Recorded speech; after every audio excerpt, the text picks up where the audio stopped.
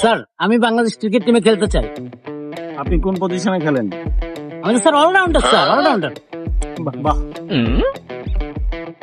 আচ্ছা, আপনি কোন টাইপের বল করেন? আমি fast bowler. Fast bowler?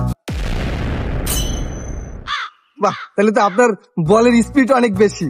Speed বুঝি না স্যার, আমি ছোটবেলা থেকে প্রথমে বল করতাম, এর লেগে ফাস্ট বলার হয়ে গেছি।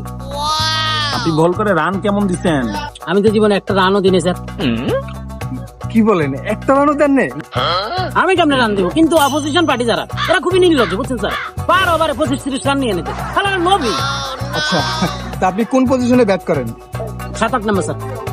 7-8 নম্বরে? তার মানে হচ্ছে আপনি দলের বিপর্যয়ের মুহূর্তে আপনি দলের একটা গুরুত্বপূর্ণ ভূমিকা পালন করেন, তাই না? আরে রাখেন ভূমিকা স্যার, আমি তো ভয় নামি না। প্রথমে নামলে হ্যাঁ এত জোরে বল করে স্যার, বিসি উড়ে দেয় দোটা। ফিল্ডিং পারেন? হ্যাঁ স্যার, ফিল্ডিং মারছি তো। ফিল্ডিং মারছেন মানে? আরে বাবা, ছোটবেলা থেকে মামাতো বোন, খালাতো বোন, স্বাস্থ্য বোন, বান্ধবী, এদের সাথে ফিল্ডিং মারতে মারতে তো বড় হয়েছি আমি স্যার। হ্যাঁ, একটা প্রশ্ন, বাংলাদেশের প্লেয়াররা সবাই তো এই যে ব্যাটের কানায় লাগায় ক্যাচ উঠে দেয়, আপনার কি এই ধরনের কোনো অভিজ্ঞতা আছে? স্যার কি বলেন, আমি জীবনেও ক্যাচ আউট হইনি স্যার। বাহ, কি বলেন? আরে বাবা, আমি প্রথমে নাইমা ব্যাট যে ঘুরাইতাম স্যার, স্টাম্প ফালাই দিতাম, ক্যাচ আউটের কোনো সিস্টেমই তো নেই স্যার, ওটা রাখি নাই আমি সিস্টেম, বুঝছেন? সিলেক্ট। হ্যাঁ, আপনি ছিলেন। ও ভাই রে ভাই,